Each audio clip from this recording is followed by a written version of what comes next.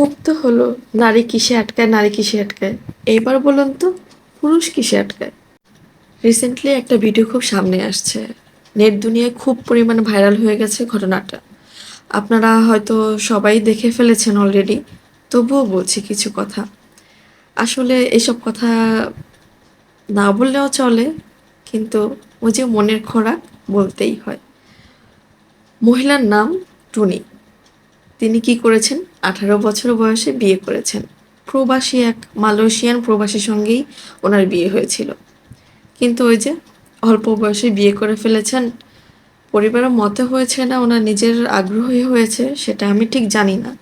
কিন্তু যাই হোক না কেন, 18 বছর বয়সটা খুব বেশি। হ্যাঁ, একটা মেয়ে শারীরিকভাবে প্রস্তুত থাকে, কিন্তু মানসিকভাবে আমার মনে হয় না তখনও খুব একটা ভালো, মানে প্রস্তুতি নিতে পারে বিয়ে করার জন্য। তবুও তিনি বিয়ে করে ফেলেছেন। করার পরে কিছু বছর পরে ওনার হাজবেন্ড কিডনি সমস্যায় ভুগতে থাকেন। কয়েক বছর পরেই, তখন কতটুকুই বা তিনি ম্যাচিউর হতে পারে বলেন। তখন অলরেডি সে স্বামী হারানোর টেনশনে পড়ে গেছে। কি করলেন, ওই যে নারী মন, অবলা প্রাণী, একটা কথা তো আছেই, অবলা। তাছাড়া মায়া, মেয়ে মানেই মায়া। এই করতে গিয়ে কি করলেন তিনি, নিজের যে কিডনিটা সেটাই স্বামীকে দিলেন।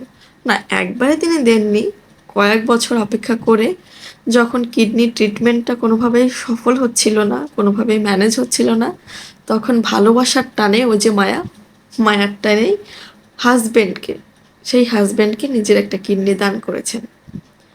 কিডনি দান করে কি হলো, ওই যে এখন তো বউ অকেজো হয়ে গেল, অনেকটাই অকেজো হলো। মানে মারধর করলে সে যে সবল হবে না, সুস্থ হবে না, এটা যে কোনো মানুষই বুঝতে পারে।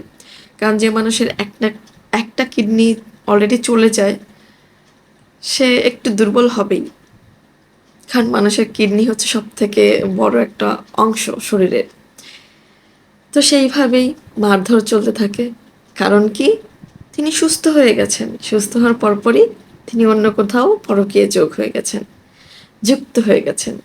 এখন হয় তাকে সেই সতীন মেনে নিতে হবে, অথবা কি করতে হবে, তাকে ত্যাগ করতে হবে, ডিভোর্স দিতে হবে, অথবা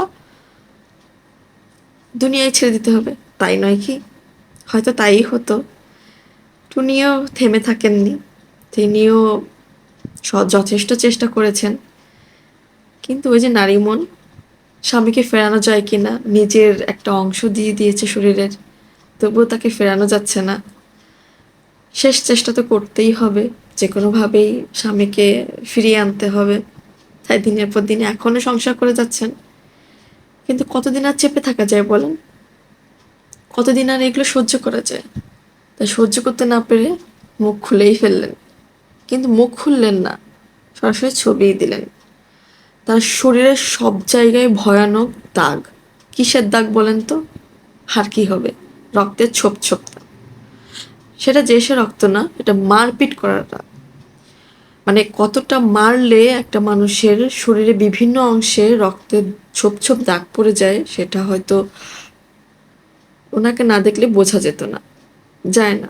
আর এগুলো আমাদের সচরাচর হয়েই যাচ্ছে, জানি না। তবুও হয়তো মেয়েরা আমরা চাই কি, সংসার ধরে রাখতে, কোনো না কোনোভাবে সংসারটা টিকিয়ে রাখা যায়।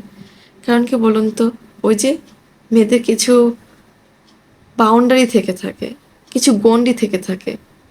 একটা সময় কি হয় বলুন তো, একটা মেয়ের সংসার জীবন যখন ঢোকে, ধরেন বাবা মা দেখে শুনেই দিল, কিন্তু কি হয়, ওই দেখে শুনে দেওয়া ছেলেটা যখন মা বাবা, মানে পছন্দ করা ছেলেটা যখন শারীরিক টর্চার করতে থাকে, মারধর করতে থাকে, তখন মা বাবা বলে মেনে নাও, মানিয়ে নাও।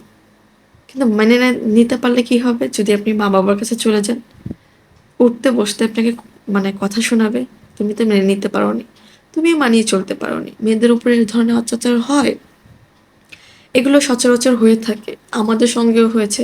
আমরা তো সংসার ছেড়ে আসিনি, এগুলো সবসময় হতে থাকবে।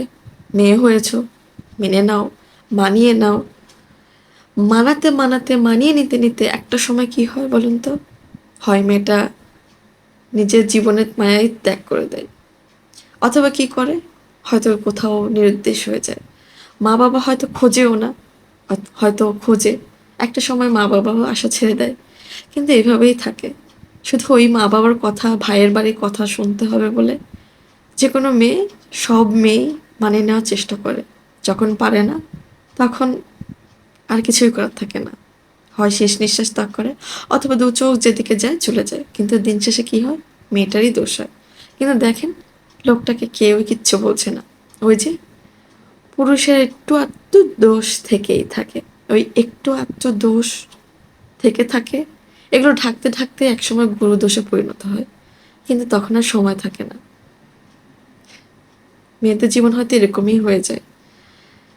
কি বলুন তো, এটাই মেয়ে জীবন। আজকে যেখানে বড় হচ্ছে, কাল আরেক জায়গায় যখন যাব, সেই বাড়িতে আমার মূল্যায়ন নেই। আবার যখন আরেক বাড়ি যাচ্ছি, সে বাড়িতেও মূল্যায়ন নেই। মূল্যায়ন হয় কখন, হয়তো চাকরি করলে, হয়তো ইনকাম করলে। কিন্তু যে মেয়েটা আজকে কিডনি দিল, তার জীবনের অর্ধেকটা অংশ দিয়ে দিল, সেই দাম যখন থাকলো না, কিন্তু যদি সেই মেয়ে ইনকাম করতো, সেখানে যে তার দাম থাকবে, সেটা কি করে ভাবছেন? আসলে পুরুষ আটকায় কিসে? পুরুষ আটকায় নারীতেই।